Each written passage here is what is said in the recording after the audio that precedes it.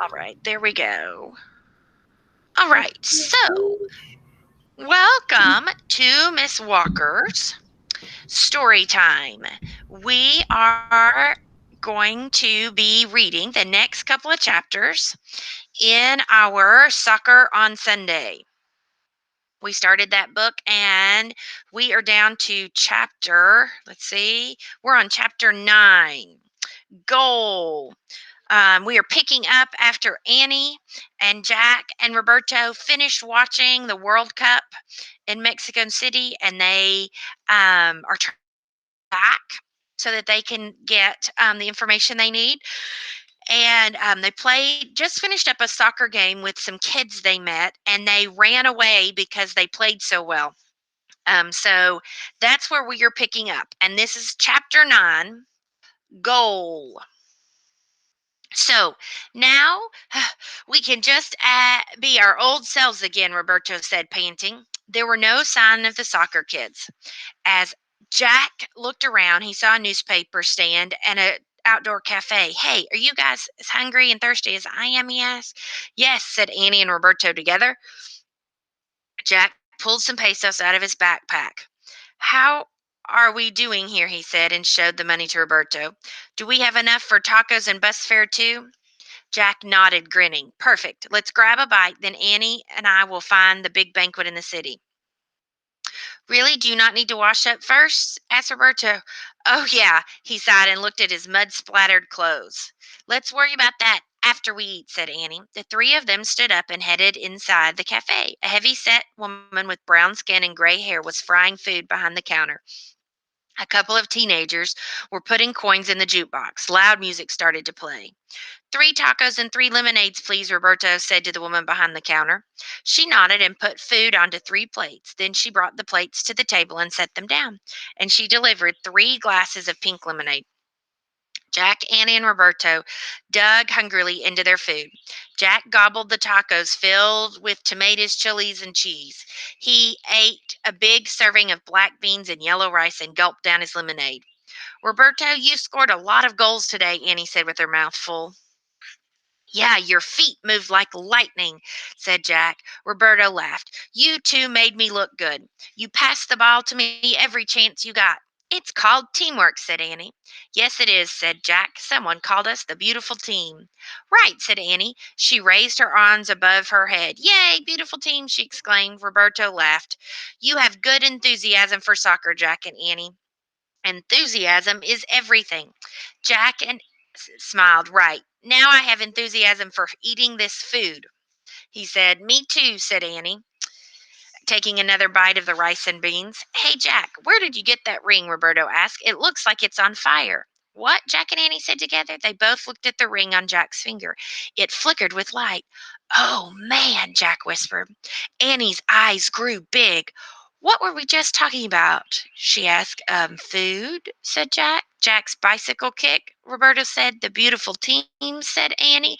Enthusiasm, said Roberto. I said enthusiasm is everything. Suddenly the ring exploded with light. That's it, cried Jack. Enthusiasm is everything, said Annie. Roberto, I think you just said something amazing and true and great, said Jack. But it wasn't me who said it, Roberto said. Pele said it. Pele said it, said Jack. Here's a picture of them sitting at the table, eating their tacos and rice and drinking their lemonade and talking. Yes, my father read it in the newspaper, said Roberto. Pele said, you play soccer. When you play soccer, enthusiasm is everything. Okay, that's it. We've accomplished our mission, said Annie. Now, to go to Camelot. We have to go to Camelot now, said Jack. They both shot their arms up in the air and shouted, Goal! What a mission. What mission? Where's Camelot? Asked Roberto, looking confused. It's a long story, said Jack. Just know that you helped us discover a really important secret of greatness from Pele, said Annie. Thank you. Roberto smiled. You're welcome, he said. But the smile left his face. I am happy, but I am sad too, he said. Why are you sad? Asked Annie. Today was a magical day, but it will never happen again. I will never be great soccer player again. Sorry about the yawning, guys. Yes, you can be a great soccer player again. You have lots of enthusiasm, said Annie. That's all I have, he said. I'm clumsy. I don't run fast or kick well. Before today, I'd never even scored a goal. Roberto, this is really important, said Annie.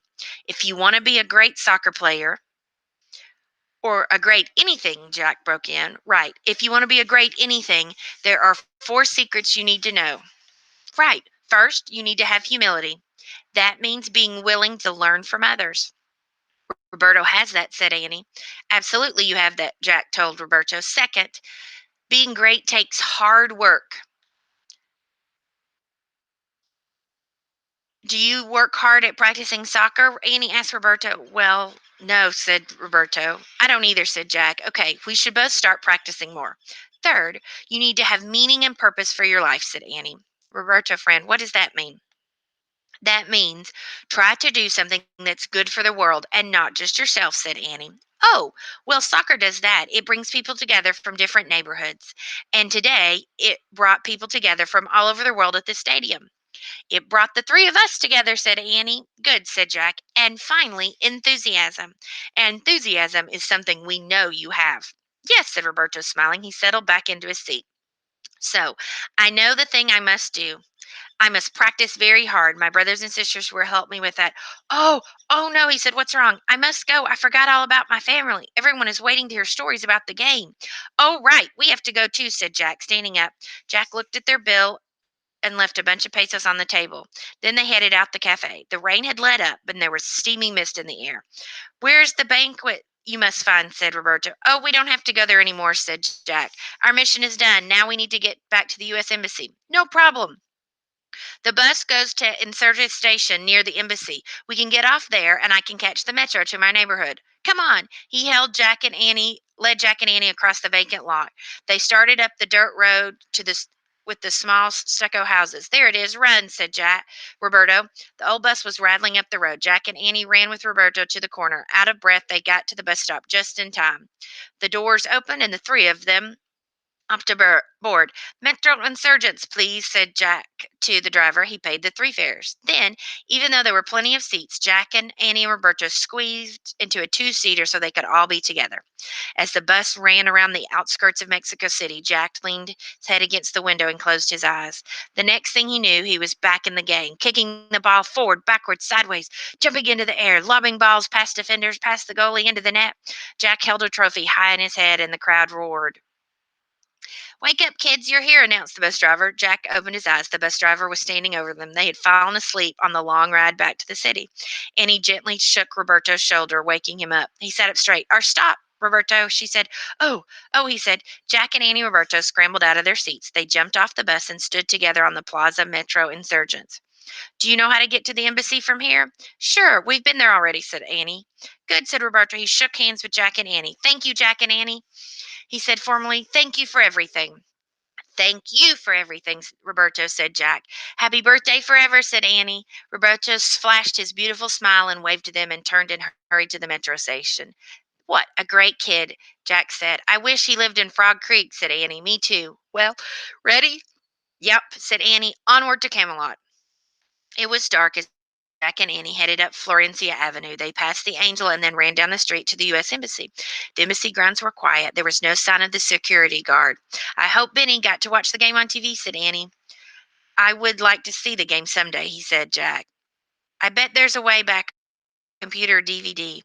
Hey, you really couldn't see anything from Roberto's seat, could you? Jack shook his head. You're a good person, Jack, said Annie. Before Jack could say he really wasn't that good, Benny stepped from the embassy. Hey, y'all. How are you? Are you all getting back from the game? Yep. Did y'all have a good time? Asked Benny. Yes, said Annie. And you know what? Said Jack. It was the game of a lifetime. It sure was. I got to see some of it on TV, said Benny. I'm headed home now. Night. Good night, said Annie. Jack and Annie stood on the lawn of the embassy until Benny disappeared down the city sidewalk. Pronto, said Annie. Jack and Annie hurried up the rope ladder hidden in the trees. They climbed into the magic treehouse and looked out the window together. Look at the pictures.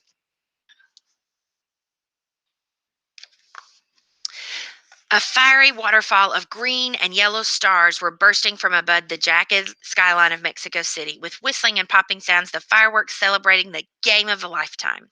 Goodbye, Mexico, said Jack. Goodbye, Pele, said Annie. Good luck, Roberto, said Jack. As the fireworks kept exploding, Jack pulled out his pencil from the notebook, knelt down on the floor, and added the fourth secret of greatness to their list: enthusiasm. Good, said Annie. Let's take our list to Camelot now. She picked up the scroll lying in the floor, pointed towards the word Camelot, that Merlin's note, and said, I wish I could go there, she whispered, at a blast of light, a whir of wind, a roar of thunder, and they were there. Chapter 10. Candles in the Forest. Golden light flooded the treehouse. Jack and Annie looked out the window. It was early evening. The magic treehouse had not landed in a tree. It had landed in a small clearing in Camelot Forest. All around, thousands of lanterns hung from oak trees.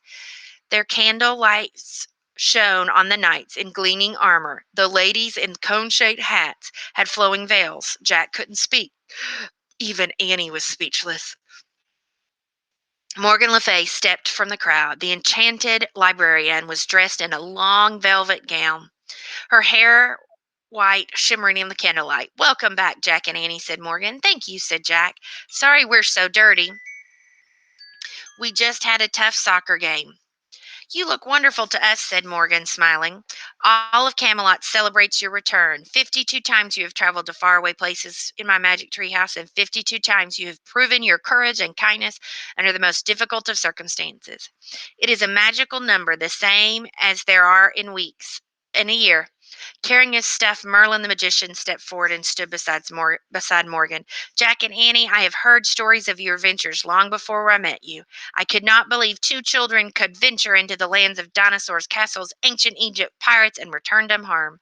You even outsmarted me when you saved Morgan from a spell I had playfully put on her. Morgan gave Merlin a look, then she turned back to Jack and Annie. We had fun, didn't we? We journeyed into time of the ninjas, the rainforest, the age and the moon. Yes, Jack and Annie had fun as we solved your four riddles, Annie said breathlessly. On the coral reef, in the Wild West, on the Serengeti plain of Africa, and in the Arctic. And then we became master librarians, said Jack. We rescued four ancient spells from Rome, China, Ireland, and Greece. Then you freed me from the spell, said the voice in the crowd. Woof, woof. Teddy, said Annie. Firelight shone onto the young sorcerer's tousled red hair as he stepped forward. Remember when I was a dog? Teddy said, grinning. Jack and Annie laughed and nodded. We escaped the Titanic, said Ted, and the buffalo stampede, and the tiger in India, and the forest and the fire in the Australian outback. Yes, said Jack and Annie. And do not forget how you saved his majesty from despair, said the woman in the snow white gown, a veil of reef blue flowers around her hair. Standing next to her was a man in a purple tunic and red cape. On his head was the golden crown. Queen Guinevere, King Arthur, said Annie. You brought me wisdom and courage from the Civil War, said Arthur, and the Revolutionary War, and a schoolhouse on the American prairie, and an earthquake in San Francisco. And you have discovered the secrets of everyday magic, said Morgan, from the people of the first Thanksgiving to the gorillas in the cloud forest to William Shakespeare and our friends in Hawaii. You have saved the four treasures of Camelot from Arthur. Merlin laughed. Yes, you outwitted the dragons of the underworld, the Raven King, the Sea Serpent, and the Ice Wizard, he said. And do not forget when Teddy and I journeyed to your four beautiful cities, said a young girl with dark curled hair and blue eyes. The ancient Baghdad, Venice, Paris, and New York, she said. Jack nodded. Hi, Catherine, he said shyly. Thank you, Jack and Annie, for saving another spell, too. Our mission to New York City. A white unicorn gracefully stepped forward and stood beside Catherine and lowered his head. Denithus, said Annie. The wand of Denithus helped you learn four secrets of happiness from Leonardo da Vinci, Basho the poet, the deep sea, and best of all, the little one you brought me from Antarctica. The magician picked up the baby penguin hiding in his cloak. Penny, said Jack, and four creative geniuses of history, thank you, and for helping us begin the path of giving their gifts to the world. Here's another picture of them in Camelot. Mozart and Louis Armstrong, said Jack, remembering their friends, and Lady Gregory and Charles Dickens. And thank you for helping Teddy undo the spell he accidentally cast on Penny, said Merlin. He confessed it all to us later. We went to the Taj Mahal in India for that, said Annie, and met St. Bernard dogs in Switzerland and Abraham Lincoln and the pandas of China, said Jack. And now you have returned from 4 more missions, and you were successful, I presume. Yes, said Annie.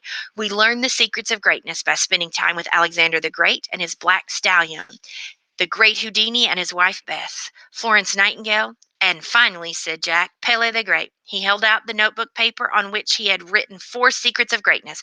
Merlin took the paper and read in a deep, resonant voice, humility, hard work, meaning and purpose, enthusiasm.